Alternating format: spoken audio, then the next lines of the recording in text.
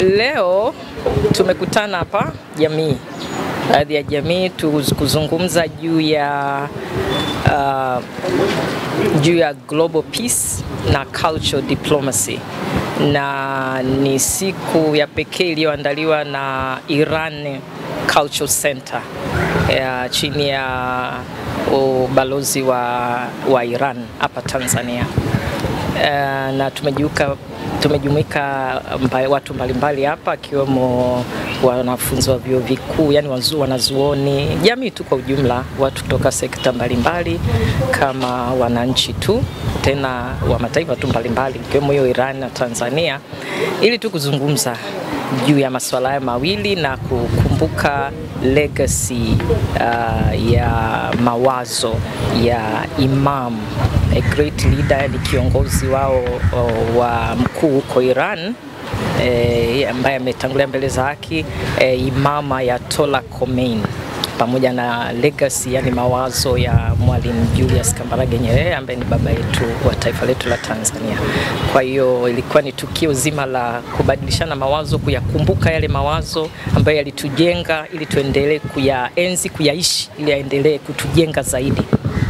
Kwa hiyo tulikuwa pamoja hapa, na ndio mkusanyiko wenyewe wa mahali hapa. Na yes, unaendelea sana.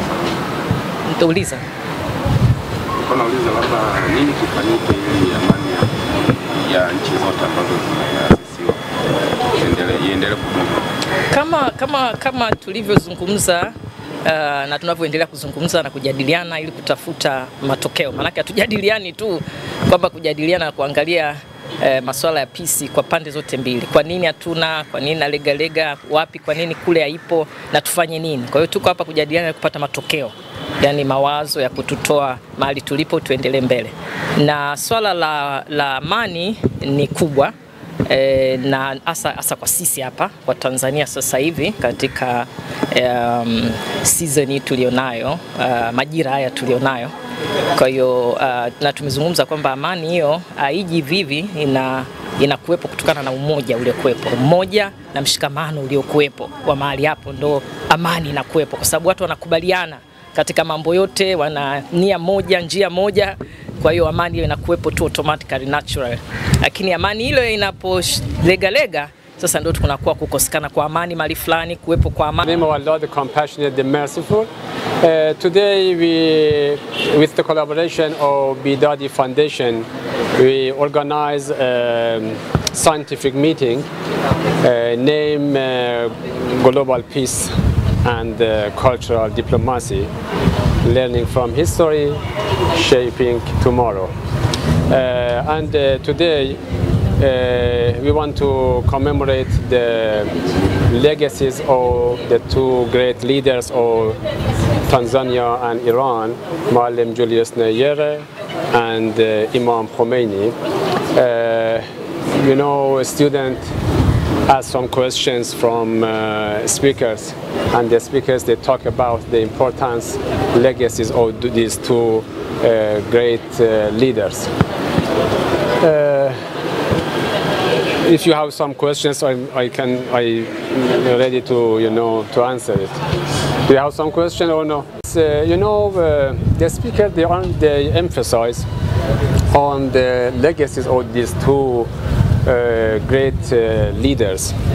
Although they live very far from each other, but their thought is very similar to each other. They emphasize on the independence, and the nations, they should stand on their feet, and they should learn from history how they should shape their future. If you want to have the sustainable peace in future, it shouldn't, having sustainable peace, it go through dialogue and through the cultural diplomacy. It is not just by stopping war. You can't stop war unless you know each other and you know the differences, and beside the differences you should still keep your unity and your humanity desire and you should think about your future. Okay. Leo tumekutana hapa kwenye jumba la utamaduni la Iran kwenye mkutano ambao umeenda kwa jina la Global Peace and Cultural Diplomacy, ukiwa na lengo la kujifunza kutoka kwenye historia lakini kuitengeneza kesho iliyokuwa bora. Na mkutano huu umefocus zaidi kuzungumza na vijana, kwa sababu tumekuwa tukiangalia legacy ambazo wameziacha viongozi wetu wakubwa katika mataifa haya mawili, taifa la Tanzania na taifa la Iran, ambapo kwa Iran tulikuwa na rais marhum sasa hivi ni Imam Khomeini, na kwa Tanzania baba wa taifa Mwalimu Julius Kambarage Nyerere. Kwa hiyo tumeangalia yale ambayo wao waliyaishi, falsafa ambazo walizianzisha, kujifunza kutoka kwao, lakini ni kwa namna gani sisi leo tunaweza kuyaishi hayo. Kwa mfano, tumekuwa tukiona masuala ya Mwalimu Nyerere alisisitiza sana kuhusiana na masuala ya umoja na mshikamano. Tuachane na habari za ukabila, tuachane na kutambuana huyu anatoka wapi. Jambo moja kubwa liwe ni mimi ni Mtanzania. Tujivunie ule utanzania wetu. Sasa kwa nini tunazungumza na tunakumbushana? Kwa sababu dunia inabadilika na tunajifunza kupitia mambo mengi sana. Sasa hivi umekuwa watu wakizungumza kuhusiana huyu Mzanzibari, huyu Mtanganyika, Utanganyika na Uzanzibari, hali ya kuwa sisi tayari tulishaungana kama taifa. Kwa hiyo huko ni kutaka kuturudisha nyuma. Sasa vijana ambao pengine hawakupata historia ya namna taifa hili limepatikana, sasa ni lazima tukae tuzungumze, na kupitia mazungumzo ndio tunaweza tukajenga amani katika nchi yetu. Kwa hiyo tumekumbushana yaliyokuwa mengi, na haya yote ni matunda ya diplomasia iliyokuwa nzuri kati ya Tanzania na Iran, lakini na mataifa mengine ambayo wengine wameshiriki hapa. Kwa kikubwa ni kusisitiza kuhusiana na vijana wajifunze historia, wajue historia za nchi zao, historia za nchi zingine, ili muweze kuingia katika makubaliano, muingie katika mashirikiano mbalimbali kama mataifa. Na hasa kwa Tanzania sasa hivi tunaangalia diplomasia ya uchumi. Kwa hiyo diplomasia ya uchumi ni lazima tushirikiane na watu wengine. Na kwenye upande wa diplomasia, Tanzania imezindua sera za mambo ya nje mpya ambayo imeongezwa swala la falsafa ya 4R. Kwa hiki ambacho tumekifanya hapa leo, hii dialogue ni moja kati ya matakwa ambayo Tanzania inatamani kuwa nayo, kukaa kuzungumza, kujadili masuala ya msingi ambayo yanaweza kuijenga dunia iliyokuwa bora, na hasa Tanzania ambayo itasimama imara kwenye milengo ya kimataifa. Asante sana.